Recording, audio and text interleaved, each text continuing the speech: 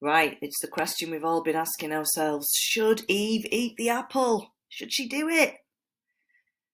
Let's find out. Just load in. Okay, right, we're rattling through these now, aren't we? Okay, so there's our ready to retrieve slide. You can pause it there if you want and do a little bit of work on The Handmaid's Tale. I want you to think about why I would have chosen this little extract from The Handmaid's Tale in the context of Eve contemplating temptation. So, there's Eve. I'm thinking now of how she's depicted in many paintings from the Reneval period. It's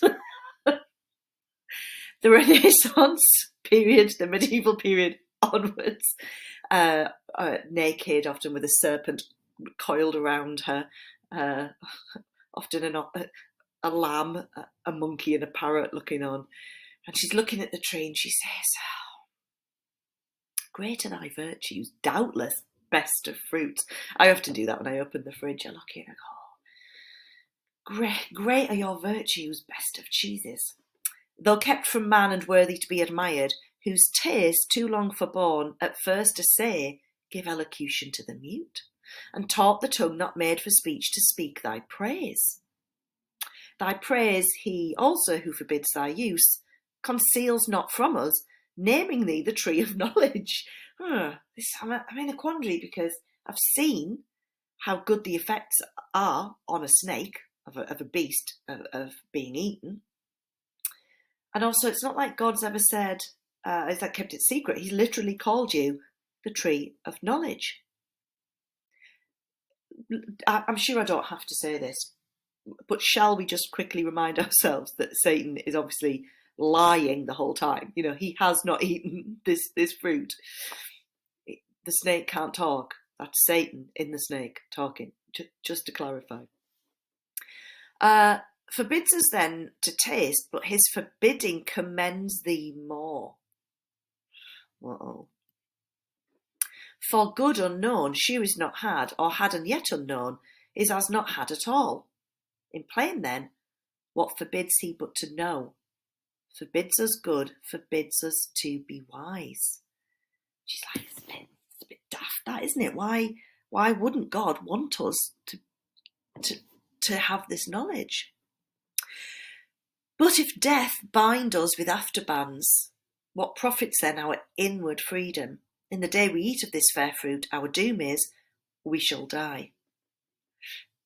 How dies the serpent? He hath eaten and lives, and knows and speaks and reasons and discerns. So she's trying to use her reason here to logic it out. But it doesn't matter how much her reason is working. All of this has been sold on a lie, right? So actually her reason is pretty sound here, I would argue. For us alone was death invented, or to us denied this intellectual food, for beasts reserved. For beasts it seems, yet that one beast which first hath tasted envies not, but brings with joy the good befallen him. He says it must be good because the snake's eaten it and has then wanted to share that, hasn't kept it to himself. So even somebody using it is using it in a good way. But brings with joy the good befallen him. Author unsuspect, friendly to man, far from deceit or guile. I mean, she might as well be clubbed around the head with like an irony hammer at the moment, because exactly what it is. What fear I then, rather what know to fear under this ignorance of good and evil, of God or death, of law or penalty? Here grows the cure of all. Right? I won't be in fear anymore, because when I eat this tree, I'll know the difference. When I eat this tree, it's huge. It's going to turn into a beaver. I know beavers don't eat trees. She will have, her fears will be removed. What hinders then to reach and feed at once both body and mind? There she is. Interesting, isn't it? The depictions as well from Genesis are that Adam's right there. Adam with some of the squarest buttocks I've ever seen. Eve, lower, lesser, covered in a snake. So saying, her rash hand in evil hour, forth reaching to the fruit, she plucked, she eat.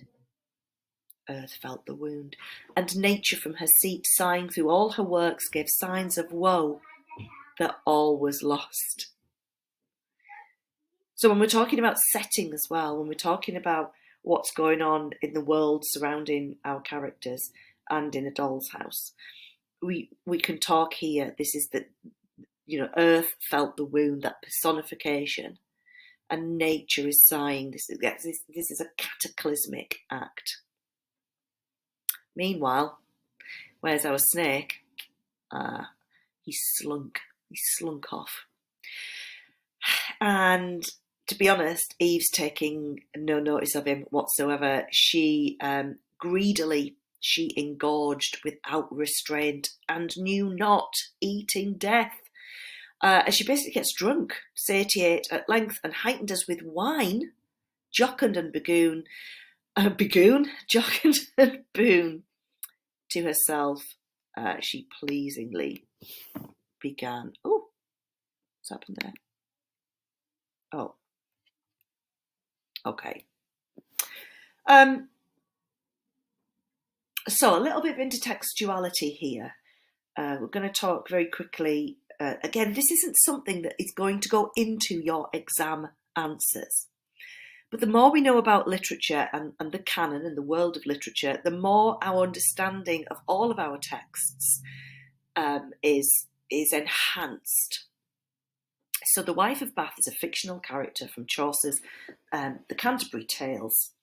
And she's interesting as a character, not only because she is a single woman on the pilgrimage, and one who is looking for her sixth husband, but she's also someone who, when she has her turn to tell her story, remember this, the whole framework is that each of the pilgrims would tell, I'm sure it's 2 stories on the way to Canterbury and 2 on the way back, and the landlord of the pub where they'd all met would judge like who would be the winner. Or what the Wife of Bath does, or what Chaucer has her do, is to tell her tale, but it's her own tale. She tells a story about herself, and it's a funny tale. It's a sad tale. But it's a tale based on her own life, her experience. Experience, though no authority were in this world. Right? She says, I know that in this world that I live in, a woman's experience isn't authority, doesn't give you authority to talk about, to tell a story. But it's right enough to me to speak of the woe that is in marriage. So women's experience, women's stories have always been marginalised, ignored, denied. It's no coincidence that in our dystopian text we study The Handmaid's Tale as a direct link back to, the Wife of Bath, the Canterbury Tales. And as we know from that story, Offred's story at the end is being told at this symposium by a man who even makes a few pathetic little jokes about it. So yeah, maybe the whole horrible world of Gilead has ended, but have women gained the status that they so rightly deserved? Well, Atwood says, I don't think that's as realistic as we might want. So Eve here wants to be dieted in knowledge as gods who all things know. Eve has been lied to. But where has Eve ever had the experience of being lied to before? Or Adam, for that. There's no evidence in this poem that Adam would not have been equally as beguiled. Satan says, he's intellectually superior, but neither of them have had the experience before. Okay.